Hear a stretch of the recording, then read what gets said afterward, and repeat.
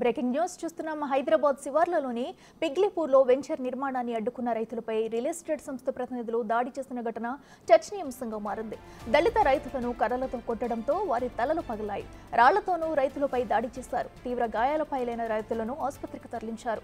ఈ మేరకు తమ భూముల్లోకి వెళ్తుంటే రియాల్టర్ అనుచరులు తమపై దాడి చేశారని అబ్దుల్లాపూర్ మెడ్ పోలీస్ స్టేషన్లో రైతులు ఫిర్యాదు చేశారు. రైతుల ఫిర్యాదుపై గోపాల్ యాదవ్తో పాటు అతని అనుచరులపై పోలీసులు ఎస్టీ/ఎస్సీ కేసు నమోదు చేశారు.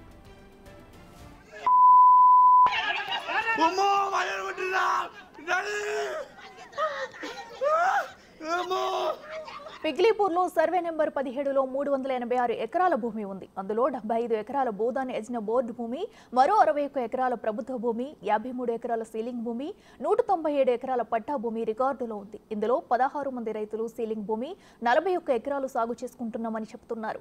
ఆ భూమిని గోపాల్ లాక్కుని వెంచర్ చేస్తున్నారని రైతులు ఆందోళనకు దిగారు. తమ తాత ముత్తాతల నుంచి భూమి సాగు చేసుకుంటున్నామని చెబుతున్నారు.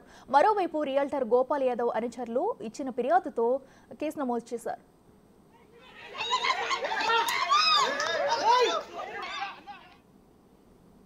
ఇదాంశానికి సంబంధించి మరింత సమాచారం మా ప్రతినిధి సురేష్ లైవ్లో అందిస్తారు. సురేష్, చెప్పండి, మరి కొంతమంది రైతులకు సంబంధించిన భూమిని కూడా రియాల్టర్ గోపాల్ లాక్కునే ప్రయత్నం చేస్తున్నారంటూ కూడా వారు ఆరోపిస్తున్నారు. అలాగే వారి మీద దౌర్జన్యానికి కూడా పాల్పడినట్టు తెలుస్తుంది. డీటెయిల్స్ ఏంటి?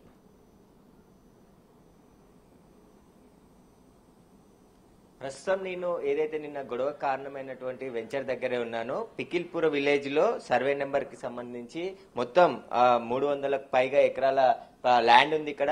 అందులో ప్రభుత్వ ల్యాండ్ తో పాటు సీలింగ్ ల్యాండ్, అదేవిధంగా పట్టా ల్యాండ్ కూడా ఉందని చెప్పేసి చెప్తున్నారు. అందులో భాగంగానే 20 ఎకరాలకి పర్మిషన్లు తీసుకొని దాదాపు 100 ఎకరాల పైన రియల్ ఎస్టేట్ కి సంబంధించిన వెంచర్ ని గోపాల్ ఇక్కడ ఏర్పాటు చేశాడు. అదేవిధంగా ప్రభుత్వం సీలింగ్ కింద ఉన్న భూమిని కూడా దళితులకి 3 ఎకరాల చొప్పున 16 మందికి ఇచ్చింది. ఆ భూమిని అంతా కూడా మా తాతల కాలం నుంచి మేము సాగు చేసుకుంటున్నాము. అతను చిన్నగా ఆ వెంచర్ అంతా కూడా తమ భూమిలోకి కూడా తీసుకువచ్చి ఆ భూమి కూడా తనదేనని చెప్పేసి గత కొద్ది రోజులుగా వేధింపులకు గురి చేస్తున్నారు. ఇక నిన్న మా భూమి గోపాల్ తమపై చేశారు, తమకు తీవ్ర గాయాలయ్యాయని చెప్పేసి కూడా అబ్దుల్లాపూర్ మెట్ పోలీస్ స్టేషన్ లో ఫిర్యాదు చేయడం జరిగింది. 4 రైతులకు కూడా తీవ్ర గాయాలు కావడంతో ప్రస్తుతం ఇంకా వారు ఆసుపత్రిలో చికిత్స పొందుతున్నారు. అయితే రియల్ ఎస్టేట్ కి సంబంధించి అతను కూడా ఫిర్యాదు చేయడం జరిగింది రైతుల పైన.